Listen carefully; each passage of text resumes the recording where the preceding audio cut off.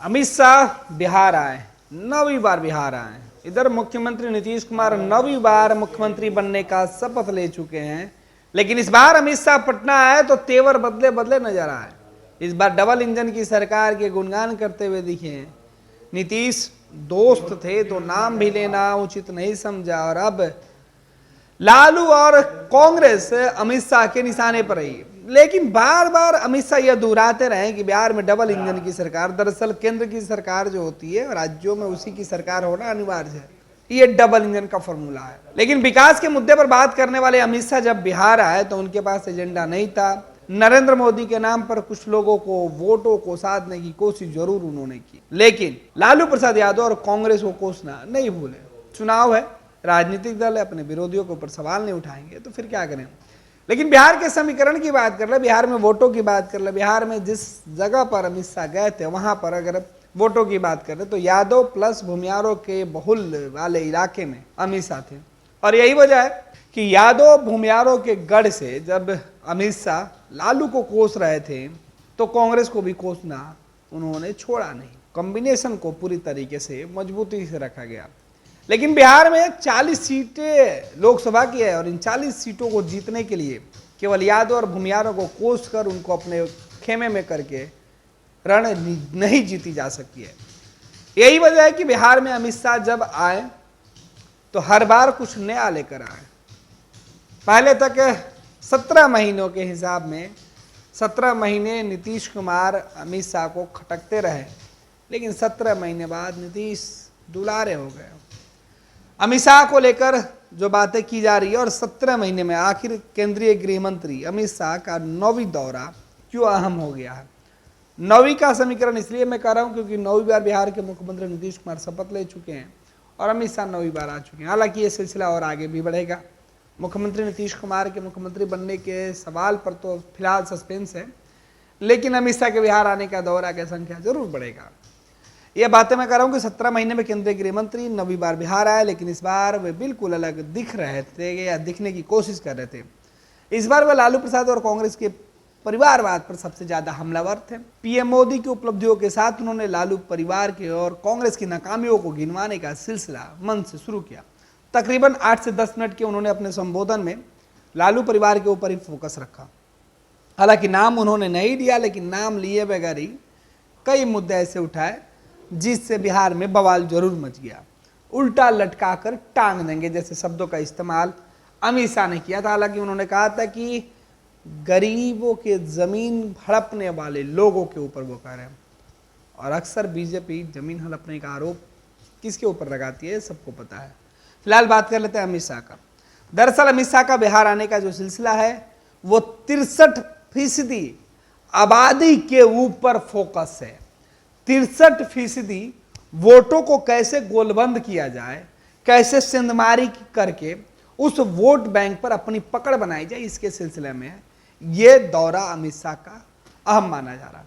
दरअसल ओबीसी मोर्चा के कार्यक्रम में ईबीसी और ओबीसी पर फोकस करने अमित शाह आए थे, क्योंकि ये जो संख्या है वो 63% बिहार में है और ये फिलहाल अलग अलग हिस्से में लालू और नीतीश को मजबूत किए हुए थे। और बीजेपी चाहती है कि इस वोट बैंक में हम अपनी एक मजबूत पकड़ उपस्थिति दर्ज कराएं, जिससे कि 40 जो लोकसभा की सीटें वो तो हम जीत ही लें, 2025 में 243 का आंकड़ा भी बहुत आसानी से पार कर लें। ये फार्मूला अमित शाह देख रहे हैं। यही वजह है कि अमित शाह बिहार में पिछड़ा और अति पिछड़ा वर्ग की आबादी 63% में से भाजपा ज़्यादा से ज़्यादा सीटों पर, ज़्यादा से ज़्यादा जगहों पर अपनी हिस्सेदारी चाहती है। तकरीबन 27.12% पिछड़ा वर्ग और 36% आबादी अत्यंत पिछड़ा वर्ग की है। बिहार में ये सभी मुख्य तौर पर नीतीश और लालू के आसपास ही इन वोटरों का मिजाज रहता है। और सबसे बड़ी बात कि 14.26% की जो आबादी है उन 63% में से वो केवल यादव जाति की है। और यादव जातियों का एक समूचा जो है जो गुलबंदी है या एक भरोसा है वो लालू प्रसाद यादव के साथ है। और लालू प्रसाद यादव उस समाज के इकलौते नेता के तौर पर फिलहाल स्थापित है। उनकी पार्टी राष्ट्रीय जनता दल उस कोर वोटरों के सहारे सत्ता में या सत्ता के आसपास दिखती है, चाहे वो विपक्ष की मुख्य पार्टी हो या फिर सत्ता की पार्टी। हमेशा इन वोटरों के सहारे ही लालू प्रसाद यादव अपनी सियासत में ऊंचाई और अन्य स्थानों पर पहुंचते हैं।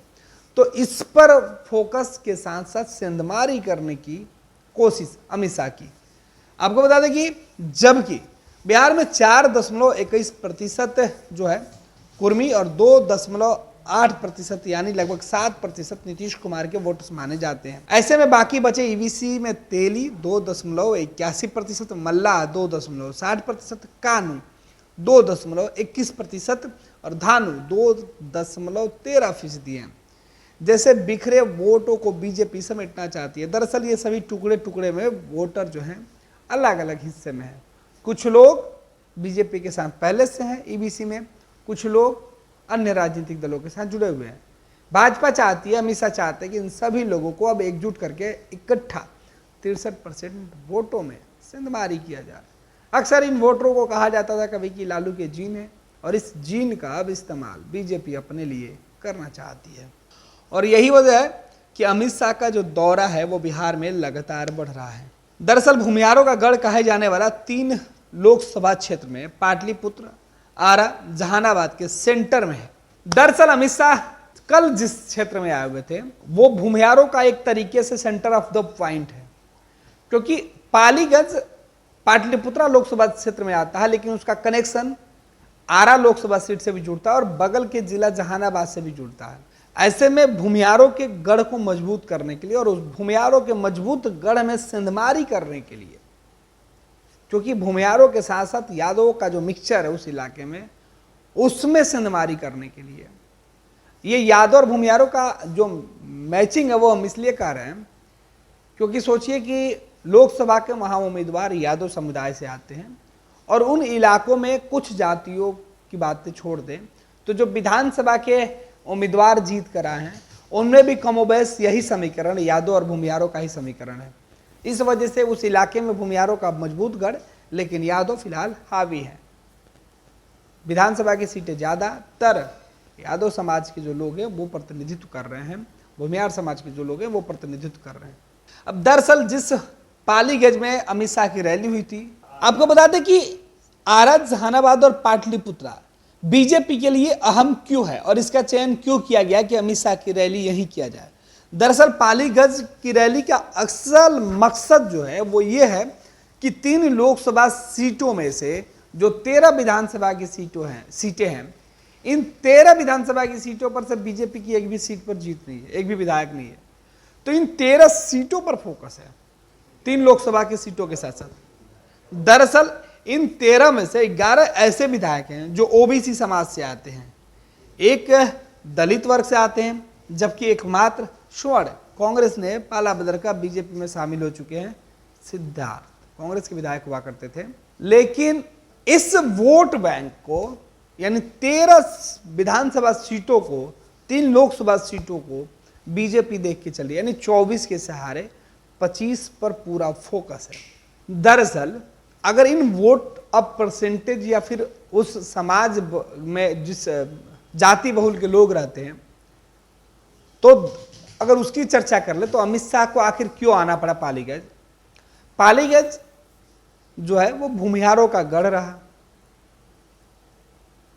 13 विधानसभा की सीटों में से 11 अगर ओबीसी समाज के लोग हैं, एक दलित हैं, मैंने पिछड़े जातियों की बात करें, और अगली जातियों में से केवल एक सीट, वो भी फिलहाल विपक्ष के खेमे में था। उस सीट से बीजेपी की हार हुई थी, कांग्रेस की जीत हुई थी, तो बीजेपी उन 13 सीटों पर शून्य थी। लोकसभा की सीटें जरूर बीजेपी के लिए था, लेकिन अब बीजेपी की यह कोशिश होगी कि भूमिहार बहुल, क्योंकि भूमिहारों की संख्या ज्यादा है, अगली जाति की संख्या वहां पर गोलबंद है। वर्चस्व एक्चुअली क्या है ना कि उन इलाकों में वर्चस्व की बात होती है, तो वर्चस्व में भूमिहार समाज के लोगों का जो है वो बोलबाला है। लेकिन जब लोकसभा या फिर विधानसभा के चुनाव आता है तो उस इलाके से वर्चस्व वाली जातियों के रहते हुए पिछड़ी जातियों के प्रतिनिधि चुनाव जीतकर आसानी से आ जाते हैं। ऐसे में भाजपा का ये प्लान था कि उन ओबीसी समाज के अंदर अपनी पैठ बनाई जाए और 2020 के चुनाव के नतीजों से बीजेपी सबक लेकर 2025 जीतना चाहती है। तो अमित शाह के मिशन 63% वोटरों को साधने की थी।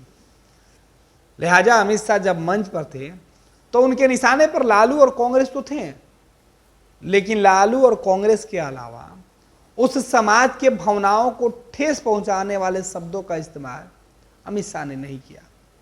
अमित शाह इस तरीके के भाषण में मन नहीं देते थे, लेकिन जिस तरीके से उन्होंने एक नपा तुला जो भाषण उन्होंने दिया कि लालू प्रसाद यादव को अगर कोसते हैं तो उस समाज के लोगों को बुरा नहीं लगे या उस समाज के लोग बीजेपी से नाराज नहीं हो जाए, केवल लालू प्रसाद यादव से लोग नाराज हो।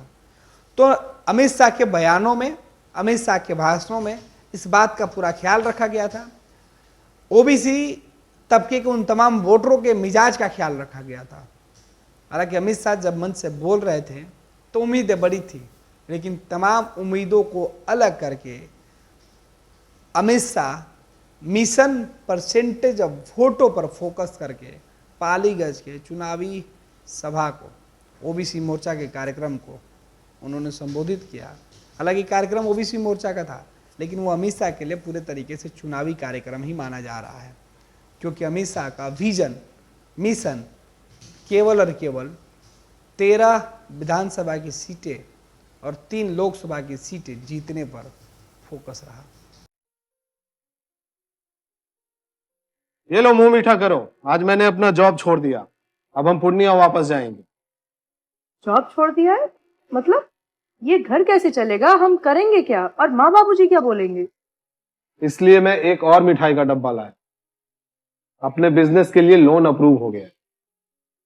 अरे लोन अप्रूव हो गया वो तो ठीक है, लेकिन पूर्णिया में हम रहेंगे कहाँ? अपना घर भी तो नहीं है वहाँ। इसलिए तो एक और मिठाई का डब्बा अलग से लाया हूं। हमने पूर्णिया में घर ले लिया है, पूर्णिया के ई होम्स पैनोरमा में। पूर्णिया में पैनोरमा ग्रुप लेकर आए हैं ई होम्स पैनोरमा। बड़ा घर, आलीशान जिंदगी और अत्याधुनिक सुविधाओं के संग। अरे अब क्यों मुंह मीठा करवा रही हो? क्योंकि हम घर वापसी जो कर रहे हैं। घर वापसी की खुशी पूर्णिया में ई होम्स पैनोरमा के संग। E homes panorama, luxurious lifestyle redefined.